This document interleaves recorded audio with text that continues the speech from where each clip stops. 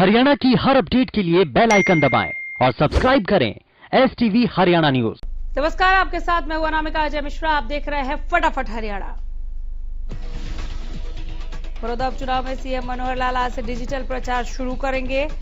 आज बड़ौदा हलके के लोगों से सीएम रूबरू होंगे। वीडियो कॉन्फ्रेंसिंग के जरिए मुख्यमंत्री बातचीत करेंगे। प्रदेश के गृह मंत्री अनिल विज ने राहुल और प्रियंका गांधी वाड्रा पर निशाना साधा। विज ने कहा कि कांग्रेस देश में आग लगाना चाहती है। बलात्कार पीड़िता से कोई हमदर्दी नहीं, बल्कि ये तो इस मुद्दे पर सिर्फ राजनीति करना चाहती है।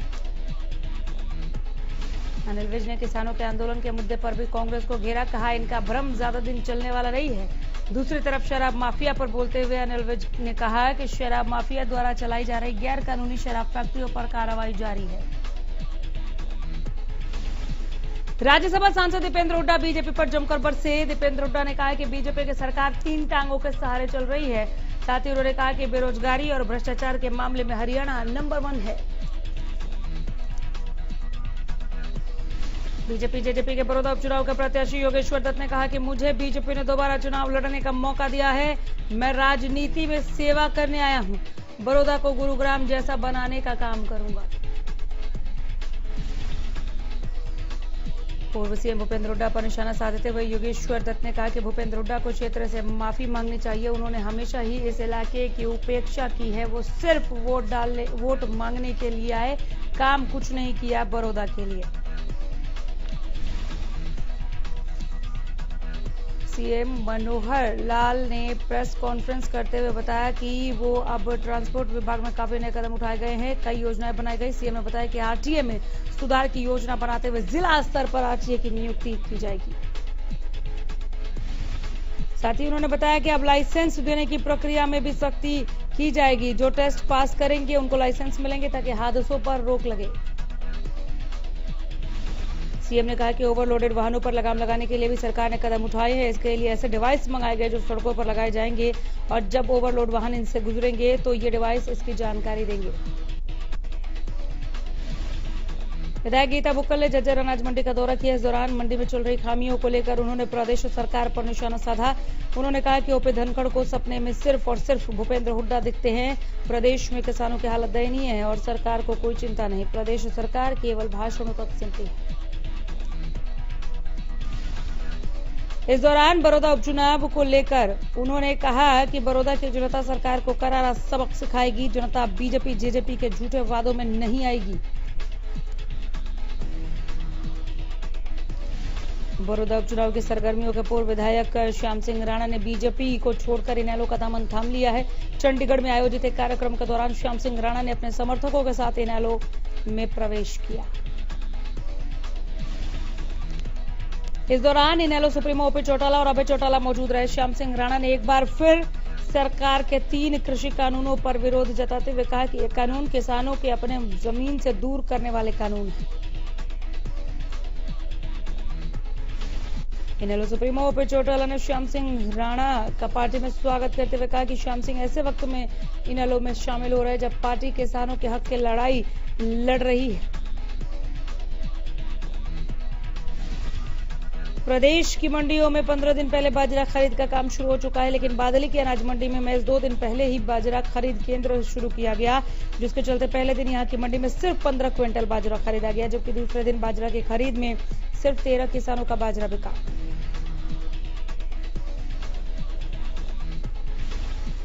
इससे पहले किसानों को अपना बाजरा बेचने के लिए झज्जर और बहादुरगढ़ की मंडियों में जाना पड़ रहा था।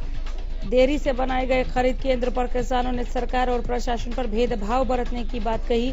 दूसरी तरफ बादली की विधायक कुलदीप वत्स ने खरीद केंद्र का निरीक्षण करने पर सरकार की निंदा की।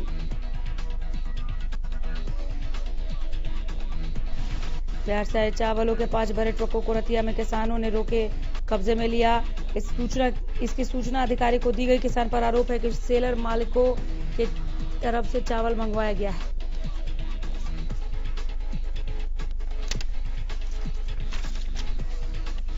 चंडीगढ़ में सीएम मनोहर लाल ने डीगल खाप के प्रतिनिधि से मुलाकात की। मुलाकात में सीएम से धीरज अहलावत मर्डर केस में सीबीआई जांच की मांग की गई। सीएम ने मर्डर केस की सीबीआई जांच के आदेश दिए।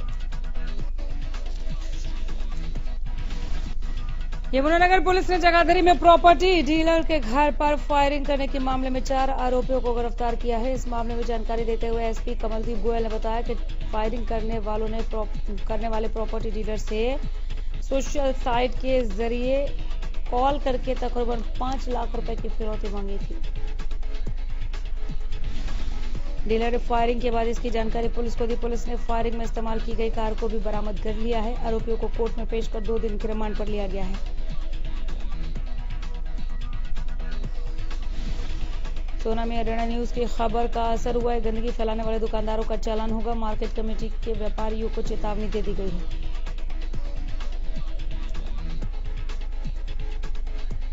नवरात्र का आज दूसरा दिन मां ब्रह्मचारिणी की आराधना की जाती है। आज इन्हें ज्ञान, तपस्या और वैराग्य का देवी माना जाता है। सफेद वस्तुएं अर्पित की जाती है। मां को मिश्री या पंचामृत का भोग लगाया जाता है।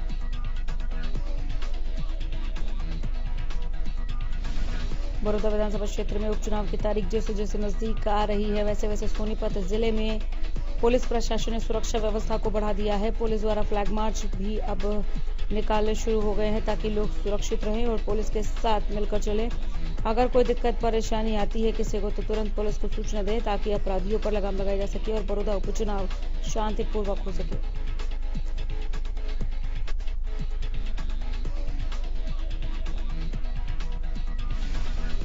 त्योहारों को देखते हुए सिरसा पुलिस पूरी तरह से मुस्तैद है, सतर्क है। डीएसपी जगदीश जोशी ने यातायात प्रभारी सहित शहर का दौरा किया। पुलिस कर्मचारियों को दिशा निर्देश दिए। डीएसपी जगदीश जोशी ने बताया कि शहर में ज्यादा भीड़ भाड़ ना हो, इसके लिए पुख्ता इंतजाम किए गए हैं। अगर भीड़ ज्यादा होती है तो ट्रैफिक वन वे किया जाएगा। कोरोना के संक्रमण के चलते राज्य के स्कूल में पढ़ने वाले विद्यार्थियों के शिक्षा में निरंतरता के लिए प्राथमिक और माध्यमिक स्कूलों के छात्रों के लिए मोहल्ला पाठशालाओं का संचालन होगा।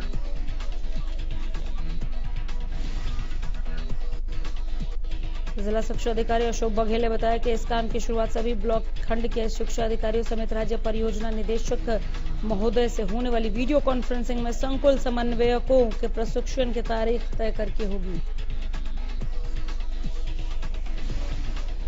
किसानों ने भी बीजेपी के खिलाफ बड़ौदा उपचुनाव को लेकर मोर्चा खोल दिया है। रतिया में किसानों की एक अहम बैठक हुई जिसमें सैकड़ों किसान लामबंद हुए और किसान संघर्ष समिति के बैनर तले हुई। इस बैठक में की अध्यक्षता मंजीत नथवान किसान संघर्ष समिति के प्रदेश कन्वीनर ने की।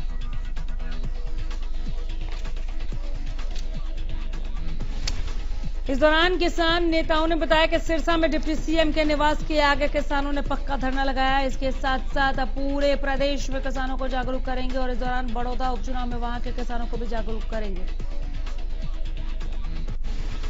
कुरुक्षेत्र के कंबोज धर्मशाला में भारतीय किसान यूनियन की राज्य स्तरीय बैठक हुई। इस बैठक की अध्यक्षता भाकियों के प्रदेश अध्यक्ष गुणाम सिंह चढ़ूनी ने की। बैठक में कृषि कानूनों के विरोध के लिए रणनीति बनाई गई।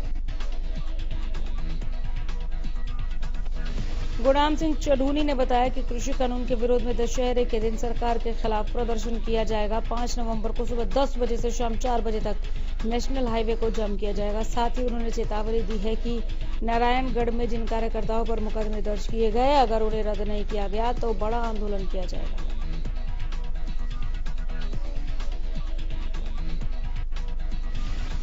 यहाँ रुकेंगे।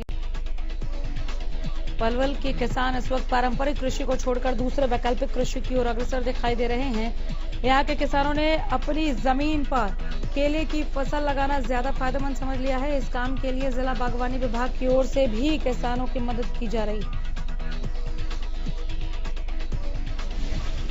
जिला बागवानी अधिकारी ने कहा कि जिले में 5 हेक्टेयर भूमि में केले की खेती की जा रही है और किसानों को केले की खेती करने के लिए प्रेरित किया जा रहा है। डॉक्टर अब्दुल रज्जाक ने बताया कि पलवल जिले के गांव मकसूदपुर में किसान 3 एकड़ में केले की खेती किसानों ने की हुई है। केले की खेती से हो रहे फायदों को देखते हुए अब दूसरे किसान भी केला खेती करने की ओर अग्रसर है।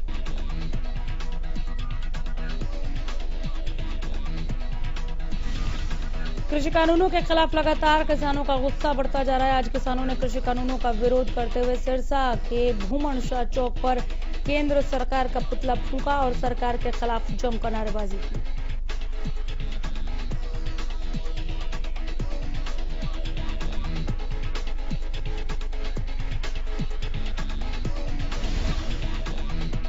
सिरसा में इन कृषि कानूनों के विरोध में शहीद भगत सिंह स्टेडियम में किसानों के विभिन्न संगठनों द्वारा लगाया गया धरना आज 12वें दिन भी जारी रहा। खास बात यह रही कि एक दूसरे किसान गुट द्वारा लघु सचिवालय में दिया जा रहा धरना समाप्त कर दिया गया। अब सभी किसान एक साथ मिलकर शहीद भगत सिंह स्टेडियम में धरना जारी रखने का फैसला कर रहे हैं। बड़रा हलके के बेरला, दगडोली, कादमा की अनाज मंडियों में बाजरे की खरीद में देर रात बैग में बाजरा भरने का मामला सामने आया है।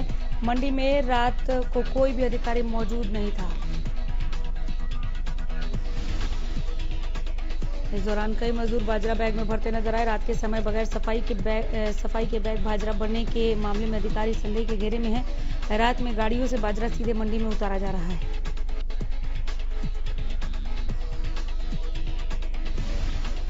रादौर में धान में नमी जांचने वाली मशीन में गड़बड़ी के चलते किसान भड़क गए। गुस्साए किसानों ने मंडी के गेट पर ताला जड़ा। मंडी में ताला जड़ने की सूचना पाकर बीडीपीओ और रादौर कंवरभान नरवाल और मार्केट कमेटी के सचिव जय सिंह किसानों के बीच पहुंचे। 5 घंटे तक किसानों को बिना नमी जांच के ही फसल के पूरे भाव खरीदने पर आश्वासन दिया।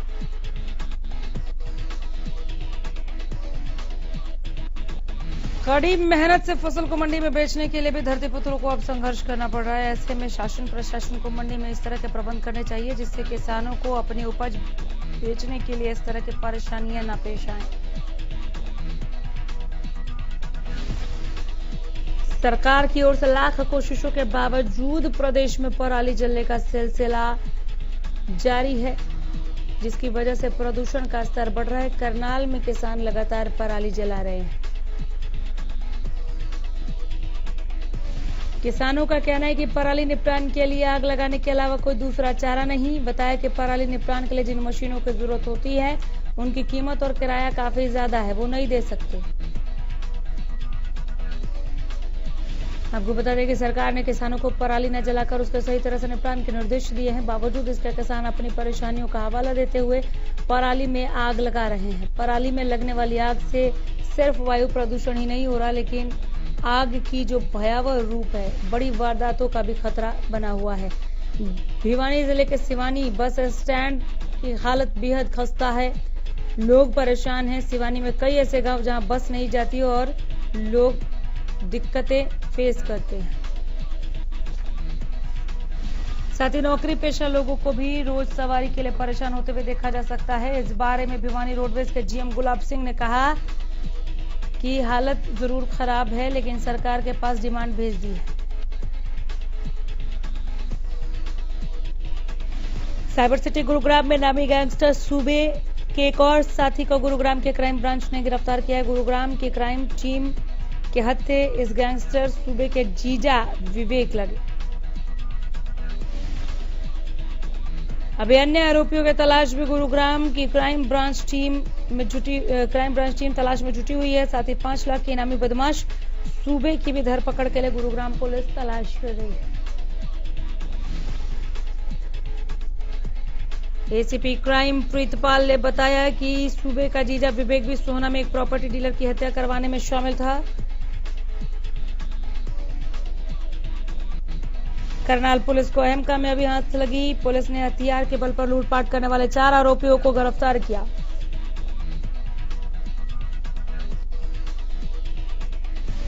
यमुनानगर में पुलिस ने भारी मात्रा में अवैध शराब बरामद की। एसपी कमलदीप ने अपनी टीम के साथ रिहायशी इलाके में मौजूद एक फैक्ट्री में छापेमारी की।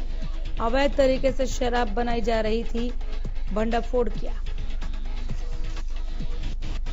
साथ ही शराब को पैक करवाने के लिए भी बोतलों को भी फैक्ट्री में तैयार किया जा रहा था। आरोपी बोतलों पर शराब कंपनियों के फर्जी लेबल चिपकाकर अलग अलग राज्यों में सप्लाई किया करते थे। झांसी के सदर बाजार इलाके में एक युवक ने 2 लोगों पर चाकू से हमला कर घायल कर दिया। हमले में घायल हुए दोनों लोगों को इलाज के लिए नागरिक अस्पताल में भर्ती करवाया गया, जहां से युवकों की हालत को देखते हुए हिसार रेफर कर दिया गया। शुक्रवार को उसकी दुकान पर 3 युवक कपड़े खरीदने आए थे। खबर है झांसी की, घायल शख्स मनोज गिरधर के सदर बाजार में रेडीमेड कपड़ों की दुकान है। 3 शख्स आए, 5,000 रुपए के कपड़े पैक करवा लिए और बिना पैसा देकर भागने लगे। दुकानदार और सेल्समैन ने युवकों का पीछा किया, एक को पकड़ा। इस दौरान पकड़ में लुटेरे ने चाकू से हमला बोल दिया। जुलाना में 13 साल के नाबालिग से सामूहिक दुष्कर्म का मामला सामने आया। बताया जा रहा है कि नाबालिग का पहले गांव से अपहरण किया गया, फिर उसका गैंग रेप हुआ। पूरे मामले को लेकर थाना प्रभारी सुरेंद्र सिंह ने बताया कि शिकायत दी थी, जिस पर कार्रवाई करते हुए मामले को महिला थाने में आगामी जांच के लिए भेज दिया गया है। फतेहाबाद के गांव ढींगसरा के पास देर रात रफ्तार का कहर देखने को मिला, जहां तेज रफ्तार कार ने बाइक सवार युवकों को कुचल दिया।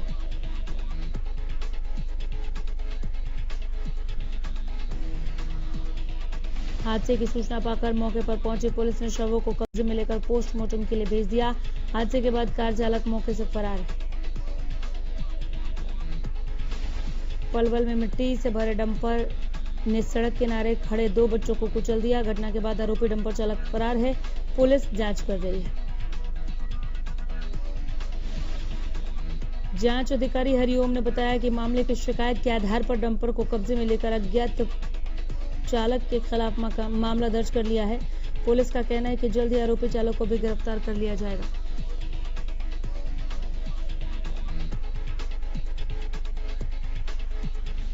फटाफट हरियाणा में इतना ही। नमस्कार।